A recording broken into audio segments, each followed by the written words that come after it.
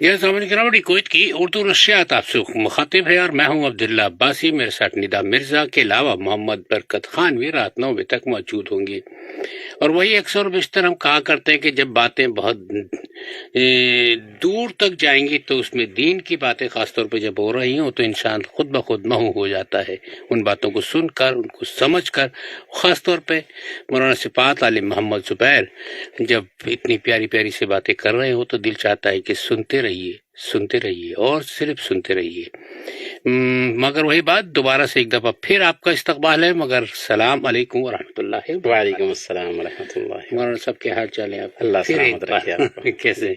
अच्छा मौलाना साहब, मेरे ख्याल में सबसे पहले मैं अपने सामीन को ये बताता चलूं कि पिछले महीने यानी अक्टूबर में जो हमारे 3 विनर थे उनमें से सबसे पहली विनर जो थी वो थी अमीरा। हाँ अमीरा, माशाल्लाह माशाल्लाह, सुभान अल्लाह। अमीरा, आपको बहुत बहुत मुबारक हो। और आज अबू बकर पायूली हमारे साथ मौजूद नहीं है, वरना वो बहुत ज़्यादा खुश होते कि आज हमारे दूसरे जो विनर हैं मोहम्मद अबू बकर। हाँ, मोहम्मद अबू बकर, माशाल्लाह। तो मोहम्मद अबू बकर भाई, आपको बहुत बहुत मुबारक हो। तो और तीसरे विनर आज हमारे पास है मोहम्मद बिलाल खान। मोहम्मद बिलाल खान, आप तीनों को बहुत बहुत मुबारक हो। एक दफ़ा और नाम बता दूं मैं, मोहम्मद बिलाल खान, मोहम्मद अबू बकर और अमीरा मोहम्मद खलीक। तो आप लोगों को तीनों को बहुत बहुत मुबारक हो और आपको जल्द हम खुद फ़ोन करेंगे। आप फ़ोन करके परेशान ना हो, पर हम खुद आपको फ़ोन करेंगे, कब बुलाना है, किस वक्त आना है आपको, ये सब आपको बताएंगे इंशाअल्लाह ताला। तो मौलाना साहब, बात का सिलसिला जहाँ हमने मुनक़ता किया था, विरासत पे तो हम बात कर ही चुके थे। अब तो विरासत से थोड़ा सा और आगे चलने की कोशिश करेंगे तो वो तिब्बे नबवी आ जाता है। हाँ, तिब्बे नबवी। इसमें जो है ना, हम आज मेहदी से इलाज के हवाले से मेहंदी से जानकारी हासिल करेंगे। सुन्ने अबी दाऊद की हदीस है, नबी अकरम सल्लल्लाहु अलैहि वसल्लम की खादमा सलमा रदी अल्लाह तआला अन्हा कहती हैं कि अल्लाह के नबी सल्लल्लाहु अलैहि वसल्लम को कोई फुंसी होती या चोट आ जाती या जख्म लग जाता तो मुझे उस पर मेहंदी लगाने का हुक्म देते थे। ये सही रिवायत है, सुन्ने अबी दाऊद की रिवायत है। और मुस्लिम अहमद की एक रिवायत में आता है कि जब कोई अल्लाह के नबी सल्लल्लाहु अलैहि वसल्लम से अपने पाँव में तकलीफ की शिकायत करता तो आप उसे मेहंदी लगाने का हुक्म देते थे। ये तो हदीस रही जिसमें मेहंदी के जरिया इलाज की बात कही गई है। और आज जदीद मेडिकल साइंस भी ये बात तस्लीम करती है कि मेहंदी जख्मों और फुंसियों की सफाई करती है और इसमें ऐसे अज्जा पाए जाते हैं जो सर दर्द के इलाज में इस्तेमाल होते हैं। गोया कि इन अहादीस से 2 बातें हमें मालूम हुई कि अगर जिसमें फुंसी वगैरह है, चोट है या ज़ख्म वगैरह है तो अल्लाह के नबी सल्लल्लाहु अलैहि वसल्लम ने मेहंदी इस्तेमाल करने की ताकीद की। और उसी तरीक़े से अगर किसी के पैर वगैरह में तकलीफ़ होती थी तो अल्लाह के नबी सल्लल्लाहु अलैहि वसल्लम उसे मेहंदी लगाने का हुक्म देते थे। ये बात आज से 1450 साल पहले अल्लाह के नबी सल्लल्लाहु अलैहि वसल्लम ने कही थी और मेडिकल साइंस ने इसे साबित करके बताया कि वाकई इसकी इफादियत पाई जाती है। माशाल्लाह, सुभान अल्लाह। और तारीख़ इस्लाम पे बात करने वाले मौलाना साहब, जी, तारीख़ इस्लाम में हज़रत आदम अलैहिस्सलाम की पैदाइश को जानेंगे। एक दिन अल्लाह ताला ने फरिश्तों से कहा कि मैं ज़मीन पर अपना खलीफा बनाने वाला हूँ। फरिश्तों ने कहा कि ए अल्लाह, तो ऐसी मखलूक क्यों पैदा करना चाहता है जो ज़मीन में फसाद मचाएगी, खूनरेज़ी करेगी? अल्लाह ताला ने कहा कि मैं जो जानता हूँ तुम नहीं जानते। फिर अल्लाह ताला ने फरिश्तों से कहा कि ज़मीन के हर कोने से मिट्टी जमा करो। चुनांचे फरिश्तों ने ज़मीन के हर कोने से मिट्टी जमा की। अल्लाह ताला ने एक मुट्ठी खुश्क मिट्टी ली और उसको भिगाया तो वो मिट्टी भीगी हुई मिट्टी बन गई। कुछ दिनों तक उस मिट्टी को रहने दिया तो वो लैसदार और चिपकने वाली मिट्टी बन गई। सही। फिर वही मिट्टी काली मिट्टी हो गई कुछ दिनों रहने के बाद और उसमें से बदबू आने लगी। तो وہی مٹی پھر کھنکھناتی ہوئی مٹی بن گئی. یعنی یہ مٹی کی کئی شکلیں ہیں، ترتیب وار مٹی کی شکل بدل رہی ہے.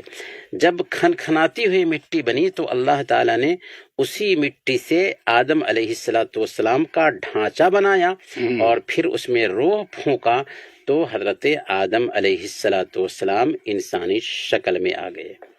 اللہ تعالیٰ نے حضرت آدم علیہ السلام کو پیدا کرنے کے بعد ان کی برتری فرشتوں پر ثابت کرنا چاہی تو اللہ تعالیٰ نے دو کام کیا. پہلے نمبر پر حضرت آدم علیہ السلام کو چیزوں کے نام سکھا دیے اور فرشتوں سے ان چیزوں کے نام پوچھا. فرشتوں نے اپنی لا علمی کا اظہار کیا اور کہا کہ ہم اے اللہ تیری پاکی بیان کرتے ہیں، ہمیں تو اسی چیز کا علم ہے جس کا علم تو نے ہمیں سکھایا ہے. جب اللہ تعالیٰ نے حضرت آدم علیہ السلام سے کہا کہ تم ان کے نام بتاؤ تو پھر حضرت آدم علیہ السلام نے ان چیزوں کے نام بتا دیے.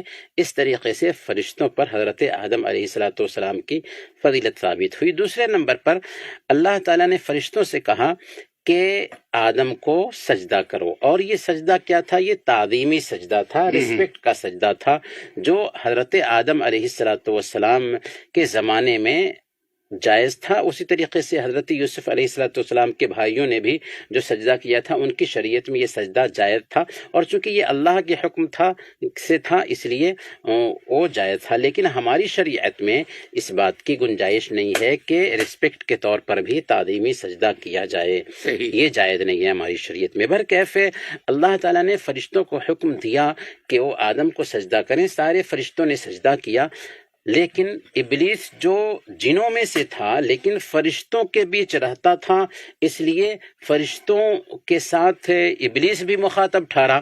ابلیس نے کہا کہ میں سجدہ نہیں کرتا کیونکہ تو نے ہمیں آگ سے بنایا ہے، آگ کی صفت اوپر اٹھنا ہے، اور آدم کو مٹی سے بنایا ہے، مٹی کی صفت نیچے رہنا ہے، میں آدم کو سجدہ نہیں کرتا. اس طریقے سے اس نے گھمنڈ کیا تو اللہ نے اس کو دھتکار دیا اور جنت میں جو رہتا تھا وہاں سے بھی نکال دیا اور ہمیشہ ہمیش کے لیے اس کو ملعون ٹھہرایا گیا. تو یہ حضرت آدم علیہ السلام کی پیدائش کے حوالے سے ہلکی سی تفصیل تھی. ماشاء اللہ، سبحان اللہ. وہ بچپن میں ایک ہم سنا کرتے تھے نا کہ وہ خیر یاد نہیں آ رہی مجھے، ایک نظم بڑی مزے کی بچوں کو سنایا کرتے تھے کہ آدم اور حوا جب جنت میں رہتے تھے، اور اس طرح کی بہت لمبی وہ ہے. تو مولانا صاحب آخری جو ہم 8ویں سے پہلے ہم کہتے ہیں عمل کے 4 پوائنٹس. علم وہ ہے جو عمل میں ڈھل جائے، اس لیے آئیے عہد کرتے ہیں کہ روزانہ قرآن کریم کی تلاوت کریں گے. دوسرے نمبر پر ہم روزانہ دین سیکھنے کے لیے کچھ نہ کچھ وقت نکالیں گے. تیسرے نمبر پر ہم صبح و شام کے اذکار کا اہتمام کریں گے، اور چوتھے نمبر پر ہم اپنی بہنوں کو وراثت میں ان کا حق دیں گے. اللہ اکبر، سبحان. اچھا، یہ چوتھا آپ نے جو بتایا نا وہ پوائنٹ بہت مشکل ہے. اس پہ میں اس وقت بھی بات کرنا چاہ رہا تھا مگر میں نے کہا نہیں، مفصل موضوع ہے عموماً. اچھا، اس کا مجھے صرف شارٹ نوٹس میں یہ بتا دیں، چھوٹا سا سوال کا جواب، کہ کیا خدا نہ خواستہ اللہ نہ کرے کہ کوئی اگر اپنی بہنوں کو یا بھائیوں کو وراثت میں حصہ نہیں دیتا ہے تو کیا اس کا کوئی عذاب یا گناہ یا ایسا کچھ ہے؟ ہاں، پچھلے ہفتہ پوری تفصیل سے اس موضوع پہ گفتگو ہو چکی تھی، اور آج بھی ضمنی طور پر اس حوالے سے گفتگو کریں گے. لیکن ابھی ہم یہ جان لیں کہ کسی کا حق مارنا، کسی کا حق مارنا اسلام کی نظر میں اتنا بڑا جرم ہے کہ اللہ کے جو حقوق ہوتے ہیں اللہ اسے معاف کر دیتا. صحیح ہو گیا اگر وہ چاہے گا تو، ٹھیک ہے. لیکن بندوں کے جو حقوق ہیں اللہ اس کو کسی بھی صورت میں معاف نہیں کر سکتا جب تک کہ بندے نہ معاف کریں. مثال کے طور پر میں اپنی بہنوں کا حق لے کر کے اگر اس دنیا سے گزر جاتا ہوں، بہنوں کو ان کا حق نہیں دیتا ہوں، کل قیامت کے دن بہنیں آئیں گی اللہ کے پاس سے شکایت کریں گی. اللہ اکبر. اس وقت ہمارے پاس جو ہے نا صرف نیکیاں ہوں گی. وہ ایسی نیکیاں ہوں گی کہ میرا بیٹا آئے گا تو میں اپنے بیٹے کو دینے کے لیے تیار نہیں ہوں گا، بیوی کو دینے کے لیے تیار نہیں ہوں گا، لیکن میری بہنیں وہ نیکیاں لے کر کے جائیں گی کیونکہ میرے پاس میں پیسے نہیں ہوں گے. آج ہم کیا کر رہے ہیں کہ بہنوں کا حق چھین کر کے بیٹوں کو دے رہے ہیں، حالانکہ اسی بیٹے کو ایک نیکی دینے کے لیے تیار نہیں ہوں گے اور ساری نیکی ہماری بہنیں لے کر کے چلی جائیں گی. کیوں؟ اس لیے کہ ان کا حق مارا تھا. تو اللہ حقوق معاف نہیں ہوتے، اللہ اکبر. اللہ بھی معاف نہیں کرے گا جب تک کہ بندے نہ معاف کر دیں. اس واہ. لیے ان کی بہت اہمیت ہے. سبحان اللہ. ایک کالر ہے مولانا صاحب ہمارے ساتھ. ہیلو السلام علیکم ورحمۃ اللہ وبرکاتہ. وعلیکم السلام ورحمۃ اللہ وبرکاتہ. نام کیا ہے آپ کا؟ امیرہ. ہاں امیرہ، آج ماشاء تو اللہ، امیر. اکتوبر کی ونر ہیں آپ تو. آپ نے سنا اس چیز کو؟ کیسا لگا آپ کو بہت سن کر؟ مبارک ہو، ماشاء اللہ. بہت شکریہ. اچھا، زور سے ہنسی تھی یا خوش ہوئی تھی، تالی بجائی تھی؟ کچھ ریئیکشن بتائیں اپنا. ماشاء اللہ. چلے مولانا صاحب سوال پوچھ لیں. امیرہ، سونے سے پہلے کی دعا بتائیے. اللہم بسمک اموت واحیا. ماشاء اللہ، بہت خوب. سبحان بہت اللہ سبحان اللہ. اس کا ایک مطلب کالر- ہوتا ہے کہ ہم تیرے نام سے سوتے ہیں، یا تیرے نام سے. یعنی مرتے ہیں اور تیرے ہی نام سے زندہ ہوتے ہیں. جی، ایک کالر اور بھی ہمارے ساتھ. ہیلو السلام علیکم ورحمۃ اللہ وبرکاتہ. وعلیکم السلام ورحمۃ اللہ وبرکاتہ. نام کیا ہے آپ کا؟ جلیبی محمد داؤد. جلیبی محمد داؤد. جی مولانا صاحب. جلیبی بے نماز کے بہت سارے پیلرز ہیں، ان کو ارکان کہتے ہیں. جی پتہ ہے آپ کو؟ نماز کے 14 پیلرز ہوتے ہیں، ان میں سے 3 پیلرز بتائیے. 3 کم ہے، وہ 5 تک بتا سکتے ہیں آرام سے. جی جلیبی بھائی. نماز کے نماز 14 کی بات ہو رہی ہے. ارکان ہیں، ان میں سے 3 ارکان بتائیے. وضو ہونا. غلط. غلط. آگے چل بولیے. آپ سوچے آپ جن نماز کے پڑھ رہے بغیر ہیں. نماز نہیں ہوتی. آپ سوچے آپ جن کی- نماز پڑھ رہے ہیں. نماز کے پیلرز 14 ہیں جن کے بغیر نماز نہیں ہوتی. وضو. نہیں، غلط ہے. یہ نماز کی شرطیں ہیں. وضو کا ہونا یہ نماز کی شرطیں ہیں. اور ارکان اور شرط میں فرق یہ ہے کہ رکن جو ہے نا کام کے اندر میں ہوتا ہے، تو نماز میں اندر جو چیزیں کی جاتی ہیں جن کے بغیر نماز نہیں ہوتی وہ نماز کے ارکان کہلاتے ہیں. اور نماز سے پہلے یا نماز کے بعد سے متعلق جو چیزیں ہوتی ہیں ان کو نماز کی شرطیں، یعنی نماز سے پہلے جو چیزیں ہوتی ہیں ان کو نماز کی شرطیں کہتے ہیں، یا اندر میں. لیکن جو نماز کے اندر برتی جانے والی چیزیں ہیں جن کے بغیر نماز نہیں ہوتی وہ نماز کے ارکان ہیں. جی. کتنے ہیں ارکان؟ 14 ہیں، ان میں سے 3 بتائیے. رکوع کرنا. اب آئے صحیح آ گیا. سجدہ کرنا. اب 5 بتائیے گا. جی بولیے جلدی جلدی. تحیات کرنا. ہاں، تحیات جی جی پڑھنا. ماشاء اللہ. یہ تحیات 2 رکعت کے بعد یا لاسٹ میں؟ 2 ہوتے ہیں نا، ایک 2 رکعت کے بعد اور ایک لاسٹ میں. تو کون سی تحیات پڑھنا نماز کا رکن ہے؟ لاسٹ میں. چلے آگے چلے آگے چلے. اور رکعت بننا.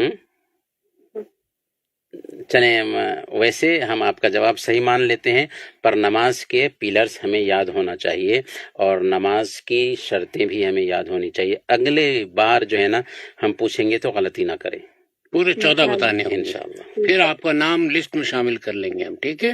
ٹھیک ہے. اور ہمارے ساتھ ایک کالر اور بھی. ہیلو السلام علیکم ورحمۃ اللہ وبرکاتہ. وعلیکم السلام ورحمۃ اللہ. نام کیا ہے آپ کا؟ فاطمہ. فاطمہ. جی مولانا صاحب. بہن فاطمہ، شیطان ایک انسان کو کیسے بہکاتا ہے؟ شیطان انسان کو ایک برے کام کرنے پر بہکاتا ہے. کیسے بہکاتا ہے؟ جس کیسے؟ طرح سے مطلب بھائی بھائی میں لڑائی کرانا. کیسے نماز بہکانے کا طریقہ کیا ہوتا ہے؟ نماز سے دور بھگانا، مطلب نماز کے بارے میں.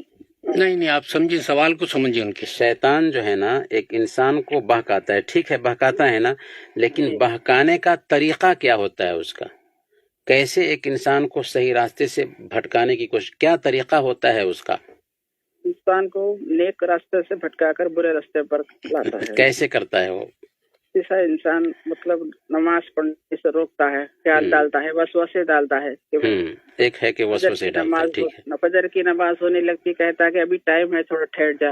اس طرح سے انسان صحیح ہے. بھٹکانے لگتا جی ہے. جی جی جی ہاں، وسوسے ڈالتا ہے. جی وسوسے اسی ڈالتا ہے. طریقے سے برائی کو جو ہے نا اچھی شکل میں खुशनुमा बना करके पेश करता है, टाल मटोल के दरिया जो है ना वो हमें दीन से दूर रखता है, गुनाह को हल्का बनाने की कोशिश करता है जी। बहुत सारे फलसफे सिखा करके जो है ना गुनाह हमसे करवाता है जी। जवाब सही है, चले जवाब सही है, बिल्कुल दुरुस्त हो गया। और हमारे साथ एक कॉलर और भी। मौलाना साहब अच्छा इसमें एक बात है कि ये इस्लाम, दीन इस्लाम की बात कर रहा हूँ, या है या नहीं है, बीच का तो कोई रास्ता नहीं है ना, बीच में तो कुछ नहीं है ना, या तो हम मुसलमान हैं या नहीं है। हाँ, यानी कि लोग दिल को, वही शैतान वाली बात है, दिल को दिलासा देते हैं ना, नहीं ये तो इतना सा काम है, इतना ये तो कोई बात नहीं, ये तो हो जाएगा, ये माफ कर देंगे अल्लाह ताला अपनी तरफ से। देखें असल में क्या है कि कुछ ये चीजें इख्तरा है, यानी कुछ चीजें होती हैं कि हम मुसलमान हैं लेकिन गुनाहगार हैं, गुनाहगार हैं। ऐसा हो सकता है सही है कि हम गुनाहगार हैं। एक इंसान बहुत सारा गुनाह करता है, सही हो गया, लेकिन गुनाह करने की वजह से वो इस्लाम से नहीं निकलता। बस एक जुर्म ऐसा है इस्लाम में जिसे हम शिर्क कहते हैं कि अगर एक इंसान शिर्क कर ले तो उसकी वजह से वो इस्लाम से निकल जाएगा। लेकिन शिर्क के अलावा जो भी गुनाह है वो गुनाह का इर्तिकाब करने की वजह से हम इस्लाम से निकलते नहीं, मुसलमान ही रहते हैं, लेकिन इस्लाम में कमी होती है। हाँ। इस्लाम में कमी होती है, पर हम मुसलमान ही होते हैं और अल्लाह की मशीयत पर है कि अल्लाह चाहेगा तो हमें माफ कर देगा। बेशक बेशक। तो फिर किसी दिन सेशन रखेंगे सिर्फ शिर्क के ऊपर, शिरकिया बातें क्या होती हैं। जी मौलाना साहब आप टॉपिक की तरफ। हमारे साथ एक कॉलर है। हेलो, अस्सलाम वालेकुम रहमतुल्लाहि व बरकातहू। वालेकुम अस्सलाम व रहमतुल्लाहि व बरकातहू। नाम क्या है आपका? जरजीस मोहम्मद दाऊद। जरजीस मोहम्मद दाऊद। मौलाना साहब बेटा, सबसे पहली वही अल्लाह के नबी सल्लल्लाहु अलैहि वसल्लम पर उतरी थी, वो कौन सी वही है? क्या आयत उतरी थी सबसे पहले पहले अल्लाह के नबी सल्लल्लाहु अलैहि वसल्लम पर जो आयत उतरी थी वो कौन सी आयत है और उसमें क्या बताया गया है? पता है बेटा आपको? पता होगा, इनको पता हो, पढ़ने की बातें थी उसमें कुछ नहीं मालूम। इक़रा। हाँ, इक़रा। इक़रा का मतलब होता है पर। गोया के इस्लाम में सबसे पहले जो कुरान की आयत उतरी थी उसके अंदर इस बात का हुक्म दिया गया था कि पढ़ो जी। बहुत खूब, जवाब सही। वैसे माशाल्लाह मौलाना साहब आपके तालिब इल्म जितने भी है ना बहुत समझदार हैं, अल्हम्दुलिल्लाह। जरा सा इशारा करें तो मसला समझ जाते हैं वो। और हमारे साथ एक कॉलर और भी है। हेलो, अस्सलाम वालेकुम व रहमतुल्लाहि व बरकातहू। जी मौलाना साहब वही जिक्र मैं अभी करना चाह रहा था, एक कॉलर ले लेते हैं, मगर उसके बाद फिर हम इस मौजू पे भी बात करेंगे कि हमारा जो आज का मौजू है। हेलो, अस्सलाम वालेकुम व रहमतुल्लाहि व बरकातहू। अस्सलाम वालेकुम रहमतुल्लाहि व बरकातहू। वालेकुम अस्सलाम। फयाज भाई क्या हाल है आपके? सर खैरियत। फयाज भाई से बात कर ले मौलाना साहब। फैयाज भाई, वालेकुम अस्सलाम रहमतुल्लाह। फैयाज भाई हमें बताएं कि मालदारों के मुकाबला में गरीबों के लिए इस्लाम ने अजर कमाने का क्या ऑप्शन रखा है? मिसाल के तौर पर मालदार हैं जो सदका करते हैं तो अजर कमाते हैं, गरीबों के पास सदका करने के लिए पैसे नहीं होते, तो क्या ऑप्शन रखा है इस्लाम ने कि वो भी मालदारों के जैसे अजर कमा सकते हैं? मेरी बात समझ में आई? ओके, जैसे सर ऐसा है नमाज में सदका सुभान अल्लाह पढ़ ले रहे, अल्हम्दुलिल्लाह पढ़ ले, ये अपने घर में जाए मुस्कुरा के जाएगा भाई। जी हाँ, बिल्कुल बात हाँ, बिल्कुल सही बताया। शाबाश। सुभान अल्लाह कहना, अल्हम्दुलिल्लाह कहना, ला इलाहा इल्लल्लाह कहना, भलाई का हुक्म देना, बुराई से रोकना, यहाँ तक के दूसरों से मुस्कुराते चेहरे के साथ मिलना, ये सब सदका है। और इन सारे नेकी के कामों में अल्लाह ताला ने सदका रखा है, सदका का सवाब रखा है। इसलिए सिर्फ ये नहीं है कि माल ही खर्च करेंगे तो सदका का सवाब मिलेगा, बल्कि हर नेकी के काम में सदका का सवाब है, बस हमें करना है। ठीक है फैयाज भाई। अच्छा के लिए भी है सबका। ठीक है फैयाज भाई, अंजुम भाई को भी ढूंढ के ला। अंजुम भाई कहाँ है? फारूक भाई को पूछो ना, फारूक भाई किधर है? बस ठीक हो गया। फारूक भाई को पता करो। हमारे साथ एक कॉलर और भी। हेलो, अस्सलाम वालेकुम रहमतुल्लाहि व बरकातहू। जी मौलाना साहब टॉपिक की तरफ आते हैं, मुस्लिम समाज में तहजीब, माशरा। जी, ہمارا آج کا جو ٹاپک ہے کہ مسلم سماج پر ہندوستانی تہذیب کے اثرات، اس حوالے سے سب سے پہلے کچھ اصول ہیں جن کو ہم سمجھ لیتے ہیں۔ صحیح۔ پہلا اصول یہ ہے کہ اسلام وے آف لائف ہے، مکمل نظام حیات ہے، بے شک۔ اور اسلام یہ چاہتا ہے کہ اگر ہم مسلمان ہیں تو اسلام کو پورے طور پر فالو کریں۔ اللہ نے اپنے نبی سے کہا ثم جعلناک علی شریعۃ من الامر فاتبعها، کہ ہم نے آپ کو روشن راستے پہ گامزن کیا ہے، لہذا اسی پہ چلیے۔ ولا تتبع اہواء الذین لا يعلمون، اور ان لوگوں کی خواہشات کے پیچھے مت لگیے جو جانتے نہیں ہیں۔ اور اللہ کے نبی صلی اللہ علیہ وسلم نے کلیئر انداز میں کہا کہ لا یؤمن احدکم حتی یکون ہواہ تبعا لما جئت بہ، کہ تم میں سے ایک آدمی اس وقت تک مکمل ایمان والا نہیں ہو سکتا جب تک کہ میری لائی ہوئی شریعت کے تابع اس کی ساری خواہشات نہ ہو جائے۔ یہ پہلی بات ہوئی۔ دوسرا اصول یہ ہے کہ اسلام نے جاہلیت کے ہر رسم و رواج سے ہمیں آزاد کیا ہے، بلکہ اللہ تعالیٰ نے اپنے نبی کا یہ عمل ہی بتایا کہ وَيَدَعُ عَنْهُمْ إِسْرَهُمْ وَالْأَغْلَالَ الَّتِي كَانَتْ عَلَيْهِمْ، کہ رسم و رواج کے جو بوجھ تھے، جو طوق تھے، اللہ کے نبی صلی اللہ علیہ وسلم نے آ کر کے ان سارے بوجھ اور طوق کو ہٹا دیا۔ اب اسلام پورے طور پر فالو کرنا ہمارے لیے ضروری ٹھہرا۔ اور صحیح بخاری کی ایک کلیئر کٹ حدیث ہے جس میں اللہ کے نبی صلی اللہ علیہ وسلم بیان فرماتے ہیں کہ ابغض الناس الی اللہ ثلاثہ، کہ 3 لوگ اللہ کی نظر میں سب سے زیادہ مبغوض ہیں، ان میں سے ایک وَمُبْتَغٍ فِي الْإِسْلَامِ سُنَّةَ الْجَاہِلِیَّہ، کہ اسلام میں جاہلی طریقہ اختیار کرنے والا، گویا کہ وہ اللہ کی نظر میں مبغوض ہے۔ اور پیارے نبی صلی اللہ علیہ وسلم بیان فرماتے ہیں من تشبہ بقوم فہو منہم، جس نے کسی قوم کی مشابہت اختیار کی وہ انہی لوگوں میں سے۔ گویا کہ اسلام ہمیں یہ چاہتا ہے کہ ہمارے لیے یہ دین دیتا ہے کہ ہم پورے طور پر اسلام کو فالو کریں اور دوسری قوموں کے رسم و رواج سے اپنے آپ کو دور رکھیں۔ ایک کالر لے لیں ہم؟ جی ہاں بالکل۔ ہیلو، السلام علیکم ورحمۃ اللہ وبرکاتہ۔ جی بولیے، نام کیا ہے آپ کا؟ السلام علیکم ورحمۃ اللہ وبرکاتہ۔ وعلیکم السلام ورحمۃ اللہ وبرکاتہ۔ نام کیا ہے آپ کا؟ سمیہ محمد داؤد۔ سمیہ محمد داؤد۔ مولانا صاحب سمیہ 5 صحابہ کے نام بتائیں۔ صحابہ ابو بکر رضی اللہ تعالیٰ عنہ، عمر رضی اللہ تعالیٰ عنہ، علی رضی اللہ تعالیٰ عنہ، عثمان رضی اللہ تعالیٰ عنہ، اور کوئی نہیں ہے؟ 5 صحابہ۔ صحابہ تو بہت سارے ہیں۔ سب سے زیادہ کون سے صحابی ہیں جن سے حدیث مروی ہے؟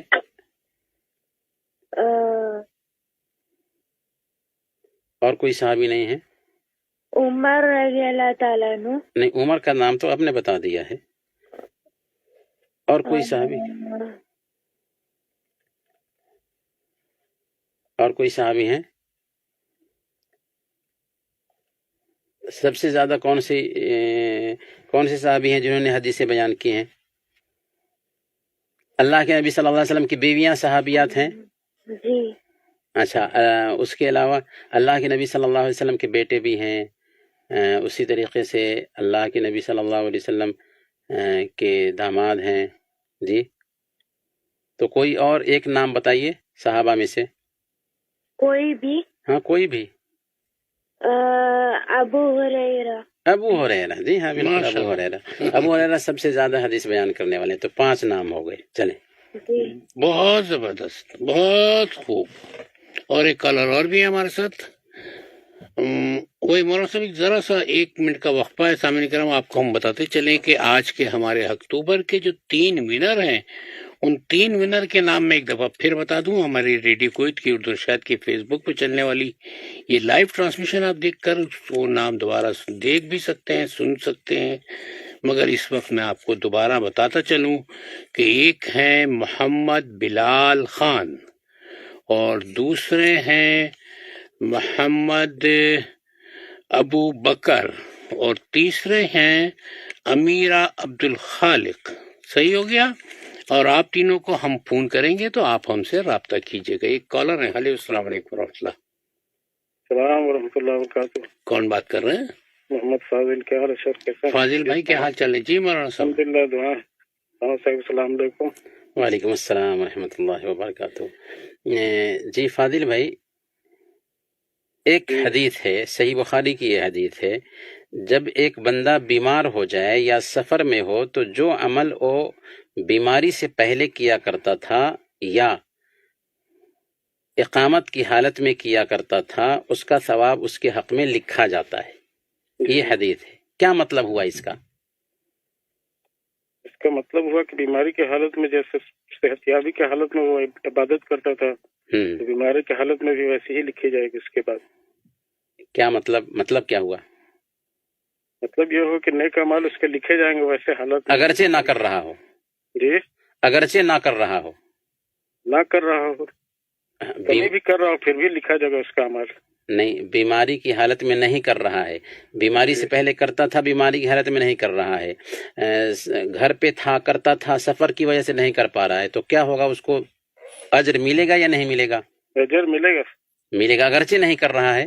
جی ہاں، وہی بات ہے. جواب صحیح ہے. یعنی اللہ کے نبی صلی اللہ علیہ وسلم نے ہمیں یہ بتایا کہ ایک انسان جو نیکی کا کام کرتا تھا، معذور ہونے کی وجہ سے نہیں کر پاتا ہے، پھر بھی اللہ تعالیٰ اس کو اجر دے گا. جواب صحیح ہے. بے شک. جواب بالکل ٹھیک. اچھا پروگرام چل رہا آپ لوگوں کا ماشاءاللہ. ماشاءاللہ. خوش رہیے. ہو رہا ہم لوگوں کو الحمدللہ. خوش اللہ رہیے. تعالیٰ ہم سب کو اس پروگرام سے فائدہ پہنچائے. آپ لوگوں کو جزاکم. جزاک اللہ خیر. اور ایک کالر اور بھی. ہلو السلام علیکم ورحمۃ اللہ وبرکاتہ. وعلیکم السلام ورحمۃ اللہ وبرکاتہ. نام کیا ہے آپ کا؟ سارا بطول. سارا بطول. آپ کی عمر کتنی ہے؟ 6. مولانا صاحب 6 سال والا سوال. سارا، سجدے کی دعا بتائیں. ہاں، سجدے کی حالت میں کون سی دعا ہم پڑھتے ہیں بیٹا؟ جب ہم نماز کے اندر سجدہ کرتے ہیں بیٹا تو سجدے کی حالت میں کون سی دعا پڑھتے ہیں؟ نماز پڑھتی ہیں بیٹا آپ؟ سبحان ربی العظیم. نہیں سجدے میں بیٹا، سجدے میں جب کہ ہم سر ٹیکتے ہیں زمین پہ. سبحان ربی الاعلیٰ. ہاں بہت ماشاء اللہ آتا تھا بچے کو. ہاں، جب ہم زمین پہ سر ٹیکتے ہیں نا تو اس کو سجدے کی حالت کہتے ہیں، اور جب ہم جھکتے ہیں تو اس کو ہم رکوع کی حالت کہتے ہیں. رکوع کی حالت میں سبحان ربی العظیم کہتے ہیں، سجدے کی حالت میں سبحان ربی الاعلیٰ کہتے ہیں. جواب صحیح. جواب درست ہوا. اور ہمارے ساتھ ایک کالر اور بھی. ہلو السلام علیکم ورحمۃ اللہ وبرکاتہ. وعلیکم السلام ورحمۃ اللہ. نام کیا ہے آپ کا؟ لبنہ. جی مولانا صاحب لبنہ سے. آپ مشکل سوال بھی کر سکتے ہیں. ہاں جی مشکل ہی سوال کریں گے. جب اللہ تعالیٰ نے فرشتوں سے کہا کہ میں زمین میں انسان پیدا کرنے والا ہوں تو فرشتوں نے کیا جواب دیا؟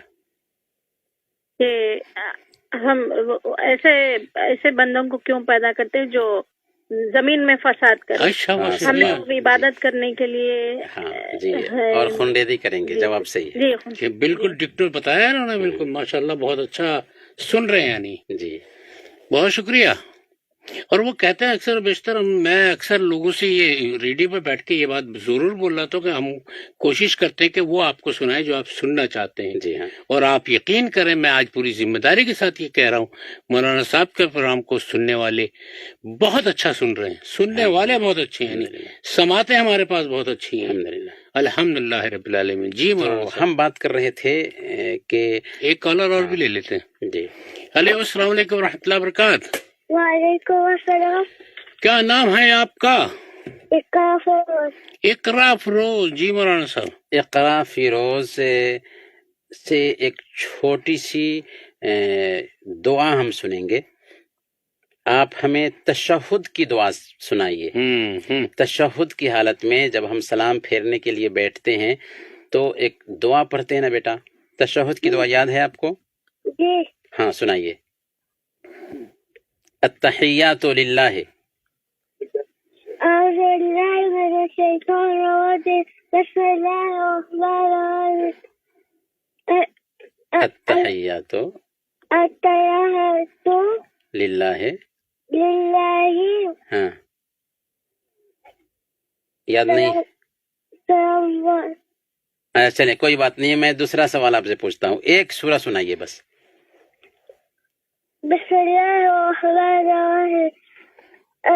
الحمد لله رب العالمين الرحمن الرحيم مالك يوم الدين إياك نعبد وإياك نستعين اهدنا الصراط المستقيم صراط الذين أنعمت عليهم غير المغضوب عليهم ولا الضالين.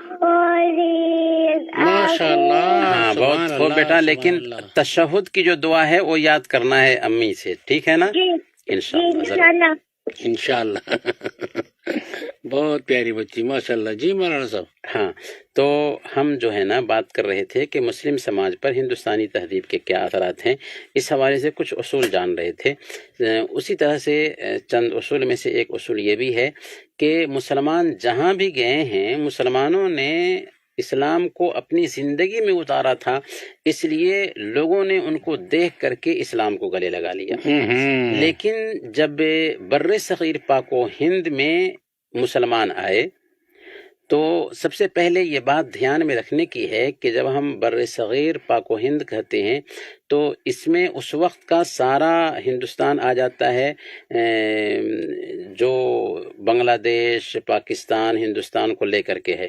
تو اس ناحیہ سے اس وقت جب مسلمان ہندوستان میں آئے تو عام استعمار کے جیسے مسلمانوں نے نہیں کیا کہ اس ملک میں جا کر کے اس ملک کی دولت کو چھین کر کے لے جائیں، بلکہ مسلمان جب ہندوستان میں آئے تو وہ حکومت کرنے کے لیے آئے تھے، اس لیے ہندوستان کو سونے کی چڑیا بنایا، ہندوستان کو ترقی کے راستے پہ ڈالا.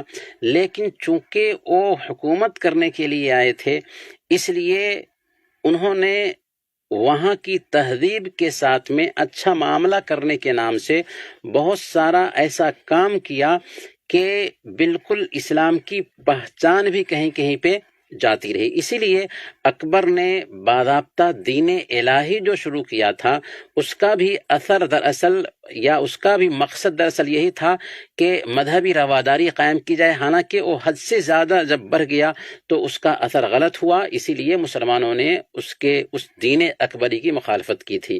لیکن ہم جاننا یہ چاہ رہے ہیں کہ جب دو قومیں ایک ساتھ رہتی ہیں تو یا تو اثر ڈالتی ہیں یا اثر قبول کرتی ہیں.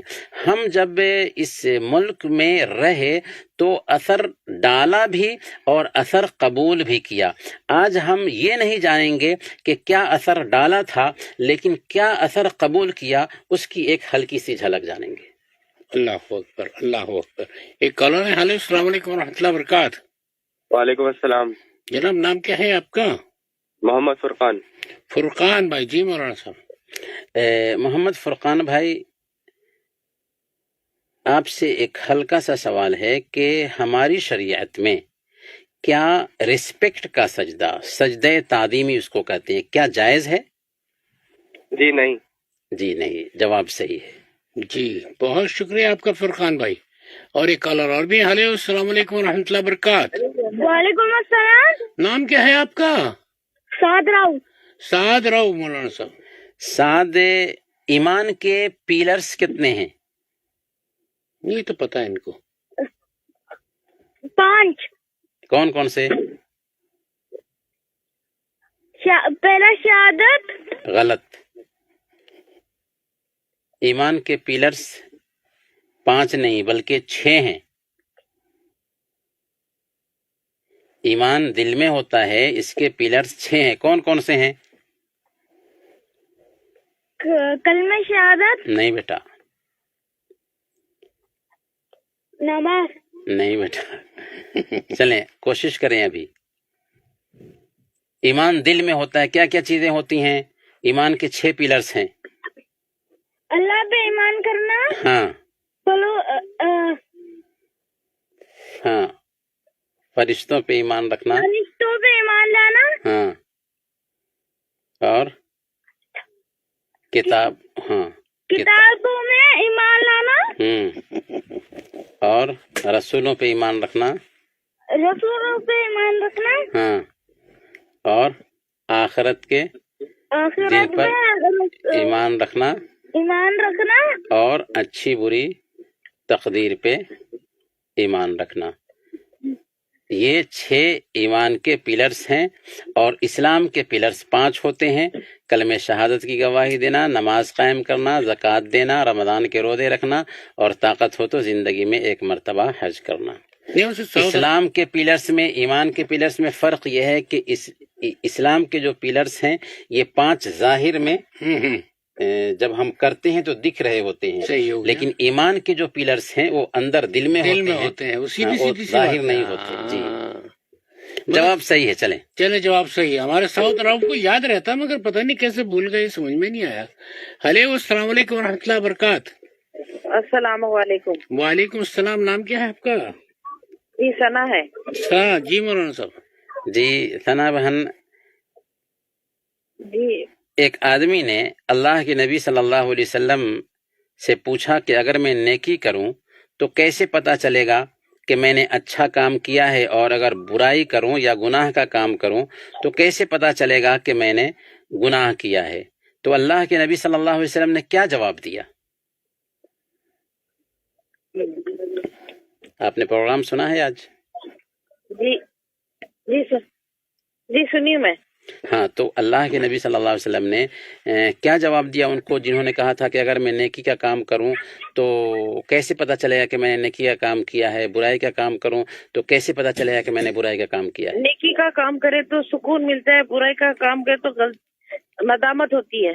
ہاں، یہ ایک جواب ہے آپ کا، لیکن اس میں اللہ کے نبی صلی اللہ علیہ وسلم نے یہ کہا تھا کہ اگر تمہارا ہمسایہ یہ کہتا ہے کہ تم نے نیکی کا کام کیا ہے، تم اچھے ہو تو تم اچھے ہو، اگر ہمسایہ یہ کہتا ہے کہ تم برے ہو تو واقعی تم برے ہو۔ چلیں، جواب آپ کا صحیح مان لیتے ہیں۔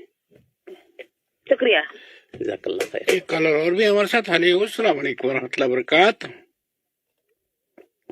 جی نام بتائیے اپنا۔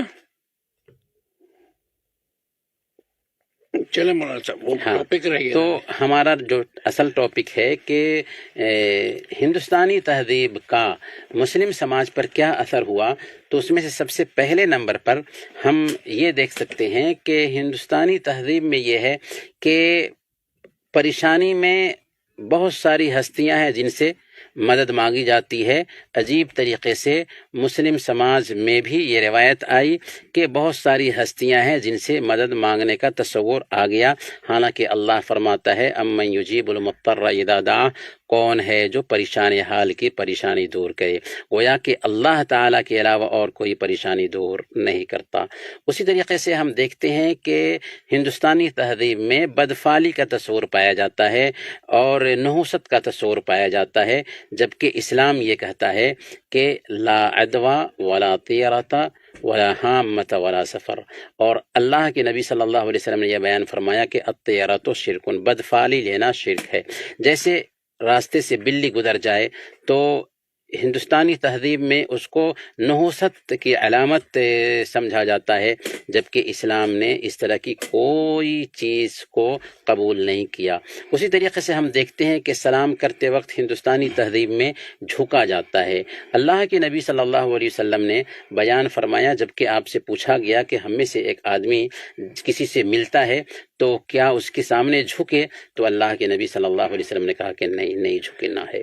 اسی طریقے سے ہم دیکھتے ہیں کہ کاہنوں اور جوتشیوں کے پاس جا کر کے ہندوستانی تہذیب میں اس سے مانگا جاتا ہے اور اس سے غیب کی باتیں پوچھی جاتی ہیں، اور ہمارے مسلم سماج میں بھی یہ روایت آ گئی، جبکہ اسلام نے یہ کہا کہ جو آدمی کسی کاہن اور نجومی کے پاس میں آ کر کے اس سے پوچھا تو 40 دن تک اس کی نماز قبول نہیں ہوتی۔ اسی طریقے سے ہم دیکھتے ہیں کہ اسلام میں ذات پات کا تصور نہیں ہے، لیکن ہندوستانی تہذیب میں ذات پات کا تصور تھا، مسلمانوں کے اندر بھی یہ تصور آ گیا، چنانچہ شیخ، انصار، پٹھان کا جو تصور ہے مسلمانوں کے اندر بھی آ گیا، حالانکہ قرآن نے کیا کہا، یا ایھا الناس انا خلقناکم من ذکر وانثی وجعلناکم شعوبا وقبائل لتعارفوا ان اکرمکم عند اللہ اتقاکم، کہ اے انسانوں، ہم نے تم کو ایک ماں باپ سے پیدا کیا ہے اور الگ الگ جماعتوں اور قبیلوں میں بانٹ دیا ہے تاکہ تم ایک دوسرے کو پہچان سکو اس لیے نہیں کہ تم ایک دوسرے پر برتری کا اظہار کرو، تم میں بہتر وہ ہے جو اللہ کی نظر میں سب سے زیادہ اللہ کا ڈر رکھنے والا ہو۔ اسی طریقے سے شادی بیاہ میں بھی بہت ساری روایتیں آئیں، اور عبداللہ بھائی آپ نے جو پوچھا تھا عورتوں کو وراثت نہ دینے کے حوالے سے، اسی طریقے سے جہیز کی جو لعنت آئی یہ ہندوستانی تہذیب سے متاثر ہونے کے